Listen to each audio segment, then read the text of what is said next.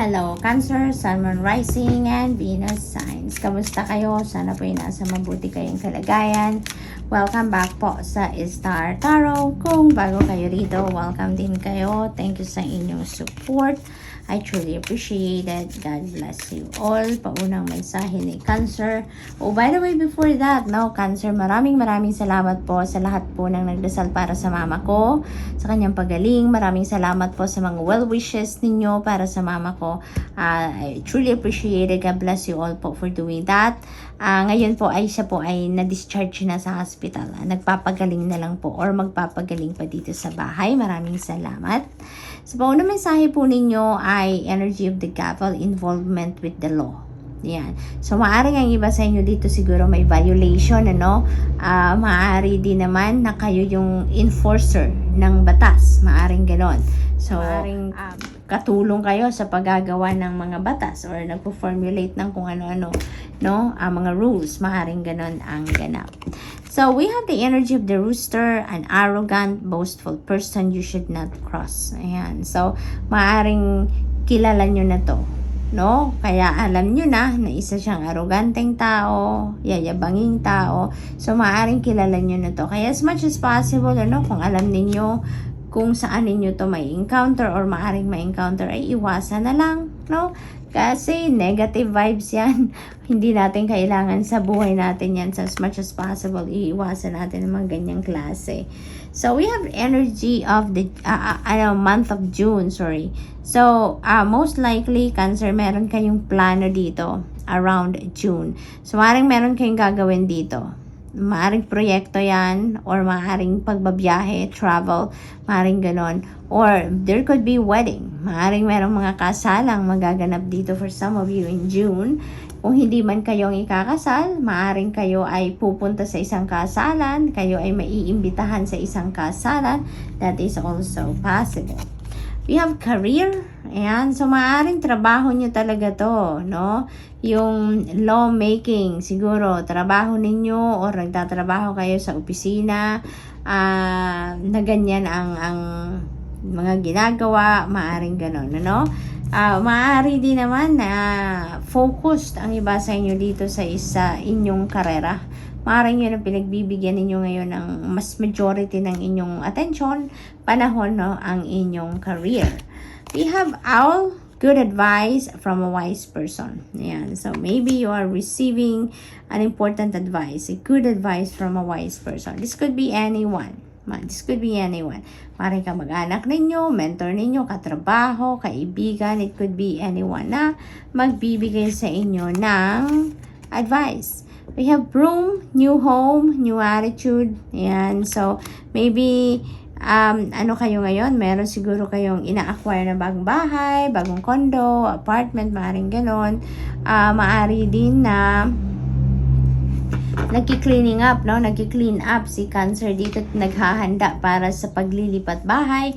Maaring ganon din ang ganap dyan. Personal transformation is also possible dahil meron tayong new attitude dito. So, maaring ganon din ang will-work out ng iba sa inyo dito to improve yourself. We have desk. Kaya pay attention to your work. Yan. So, as much as possible, ano? Career, tapos may desk. So, most likely, distracted ang iba siguro sa inyo dito. No? Hindi naman ng lahat. Hindi naman to para sa lahat. So, just take as it resonates. So, maaaring marami kayong ginagawa on the side. Kaya siguro na-distract kayo sa trabaho ninyo, sa ginagawa ninyo. At saka, reminder ito. Very important reminder ito para sa inyo. Because, wag na natin dalhin yung distractions, ano, sa trabaho as much as possible. Para, alam mo yun, focus lang kayo sa inyong ginagawa. Lalo-lalo na kung ang klase ng trabaho ninyo ay kailangan talagang you have to attend to the details, no?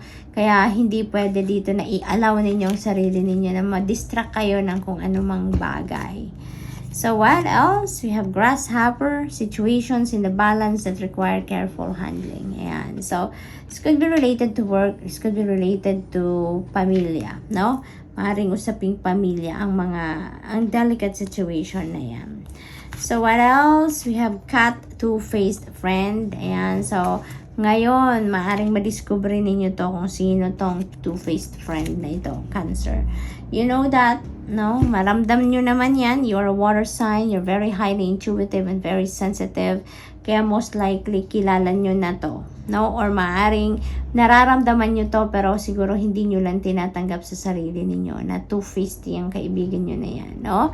But now, you're going to definitely figure out na oo nga. Parang makukonfirm ninyo at some point dito na yung kaibigan ninyo na yan, na tinuturing ninyong kaibigan, yan pala ay hindi sincere sa inyo. Alam mo yun? Yung hindi totoo. Kumbaga sa inyong pagkikipagkaibigan niya. So, good luck, Cancer. That's all I have for you for today. Thank you for watching. Love and light. Namaste. Hello, is Scorpio, Sun, Moon, Rising, and Venus signs. Kamusta kayo? Sana po nasa mabuti kayong kalagayan. Welcome back po sa Star Tarot. Kung bago kayo rito, welcome din kayo. Thank you sa inyong support. I truly appreciate it. God bless you all. Hala.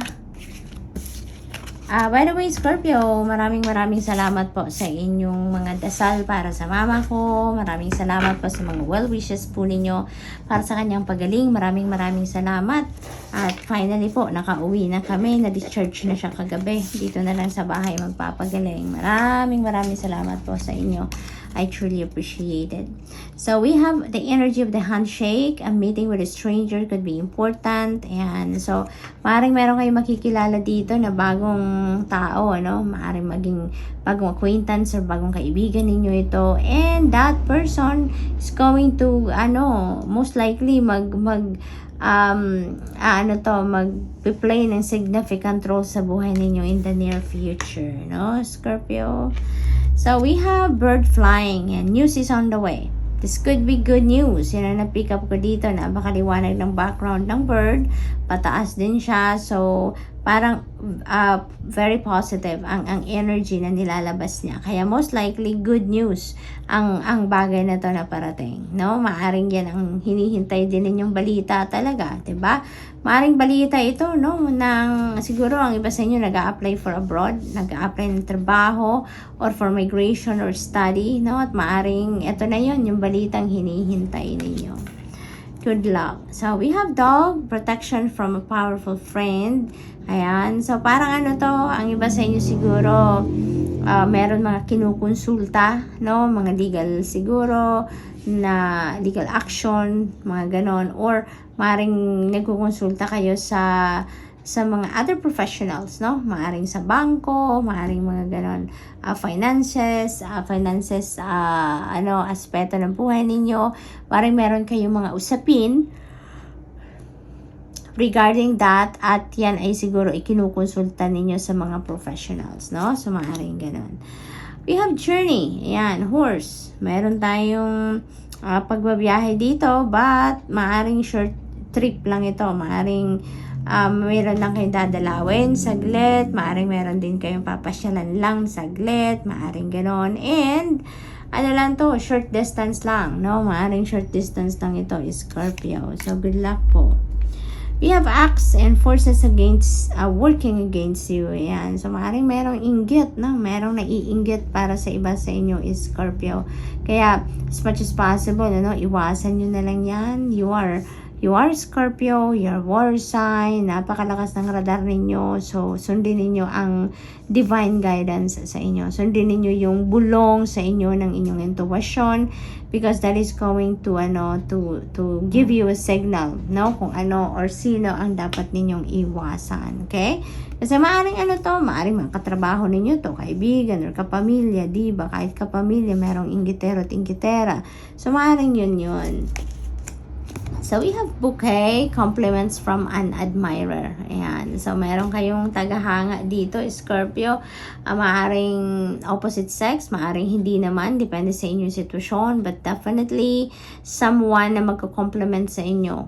That could be it. No? Maaring siya yung inyong tagahanga. Look at that. Meron tayong compliments from an admirer. At yung next card mo, secret admirer. So, ngayon, maaaring malaman nyo na dahil dito, no? So, maaaring ngayon, mabisto nyo na kung sino yung secret admirer ninyo. So, what else for Scorpio? We have fair woman. Ayan. So, you may be dealing with a fair woman, or maybe you have a relationship with a woman with blonde, gray, or white hair. So, maaring ano to si fair woman, maaring foreigner ito, no? Scorpio, this could be anyone in your life, depende sa inyong sitwasyon. Maaring nililigawan nyo yan, girlfriend ninyo, asawa ninyo, maaring manager din ninyo, boss ninyo, mga ganon. So, this could be anyone, ano? And definitely, she's going to play a significant role sa buhay ninyo. So, we have the energy of the bell. Ayan, announcement. Merong mahalagang announcement na maaring dumating sa inyo sa ngayon. That could be in any area of life, no? Depende din sa inyong sitwasyon. Meron kayong balitang matatanggap sa ngayon. Maaring announcement yan sa trabaho, sa karera, sa pamilya. Maaring ganon. So, we have energy of the stork, news of a birth or a new business opportunity. So, napakaganda. Meron tayong dalawang news na parating. So, maaaring balita yan regarding doon sa siguro merong nanganak na, maaaring asawa nyo, girlfriend ninyo, partner ninyo, nanganak na, mababalitaan ninyo na sa opisina, siguro, or maaari din naman na kamag-anak ito, kaibigan, ano, na mga nganak na at mababalitaan ninyo.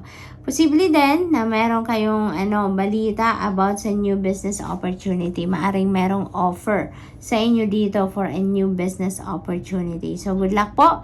That's all I have for you for today. Thank you for watching. Love and light. Namaste. Hello Pisces, Sun, Moon, Rising, and Venus signs. Kamusta kayo? Sana po ay nasa mabuti kayong kalagayan. Welcome back po sa Star Tarot. Kung bago kayo rito, welcome din kayo. Thank you sa inyong support. I truly appreciate it. God bless you all. Pisces, maraming salamat po sa lahat po na nagdasal para sa mama ko. Maraming salamat po sa mga well wishes po ninyo para sa pagaling na mama ko. Maraming salamat. I truly appreciate it po. God bless you all. At saka, thanks God, nakauwi na po kami kagabi. Na-discharge na po siya kagabi. Dito na lang sa bahay magpapagaling. So maraming salamat.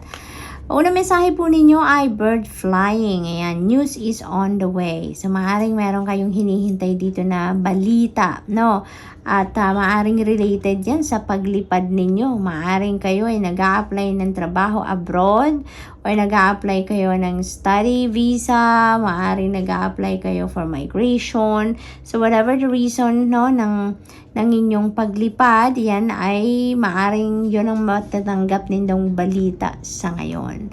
Or for others of you, not necessarily naman na ganun ang sitwasyon, hindi ba? Dahil general reading naman ito. So, maaring iba't ibang klaseng sitwasyon din. Pero may kung ano ang ine-expect ninyo na parating na impormasyon, maaring ito na yon. So, what else? We have shark, take care, or there will be a loss of material wealth. Ayan. So, mag-iingat kayo, no, sa inyong mga kaperahan. Investments ang naririnig ko. So, pag-ingatan ninyo ang mga investments ninyo. Or kung mag-i-invest pa lang kayo, make sure that you know na yan ay talagang verified, yan ay legit. Alam mo yun? Yung ganun ba? Yung sure kayo na magiging maayos ang pera ninyo dyan. This could be also a reminder for you pagdating naman sa expenses, no? Maaring, important reminder din yan para sa inyo na alagaan ninyo din ang flow of money ninyo. Kumbaga, yung pagpasok versus paglabas. Yung ganon, kailangan bantayan din ninyo yan. So, what else? We have diamond, you'll be receiving or giving a precious gift. Ayan. So, napakaganda nito. It's either kayo yung magre-receive ng isang napakamahalagang regalo from other people, or kayo siguro yung magre-regalo. Maring kayo yung magbibigay ng isang napaka-importanteng regalo dito for some of you. So, we have March. Ayan. So, this is coming up, no? Ano na lang to? A week. No, less than a week na lang ay March na, napakabilis ng araw. So, maaring yung balitang ito, maaring dumating ito this week, no? Early March siguro. Maaring ganun ang ganap dito for some of you. Or, there could be also a different reason for this, kung bakit nandito to. Maaring meron kayong planong sisimulan din ngayong March, maaring ganun din ang ganap. What else? We have Ram, stubborn, aggressive person. Ayan. So, most likely, kilala nyo to. No, kung sino to. Maaaring anak ninyo yan, kamag-anak, person ninyo. This could be anyone sa buhay ninyo. But definitely, naku, parang maiinis kayo dito sa taong ito sa ngayon. You have ladder climbing towards success. Ayan, napakaganda. Maaring yung regalong ito related yan dito sa tagumpay ninyo, no, Pisces. So, lahat ng trabaho ninyo, lahat ng pinagsisikapan ninyo dito, ay maaring kung hinug na, kumbaga sa panahon, yan ay maaring matanggap ninyo na ang victory dyan. Maybe you're going to claim your victory or your success dito sa sitwasyon na ito. So, napakaganda lang. What else? We have Rose. Romance is in the air. Ayan. So, most likely, Pisces, maaring kayo ay papasok sa isang romantic relationship or maaring nandun na kayo sa established relationship at maaring mas masaya, mas romantic, mas sweet, mas passionate siguro ang bawat isa sa inyo, no? So, what else?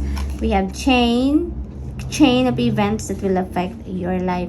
So, may mga kaganapan dito sa buhay ninyo na, alam mo yun, makakaapekto ng buhay ninyo in a way na siguro ang effect nito could be long term, no? Maaring ganun ang ganap. Siguro, merong isang parte ng buhay ninyo na magkakaroon ng pagbabago, and there are other areas, no, ng buhay ninyo na maaring maapektuhan at maaring magkaroon din ng series of changes, no? Series of transformation sa mga sitwasyon sa buhay ninyo.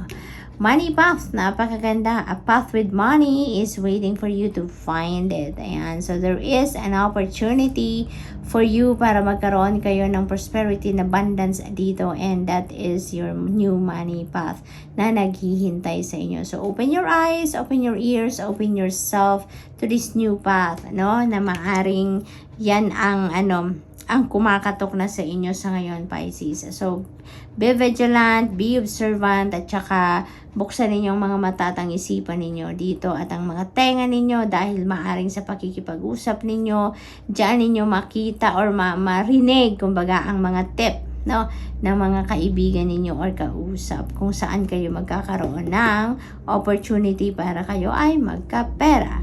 So, good luck, Pisces, and that's all I have for you for today. Thank you for watching. Love and light. Namaste.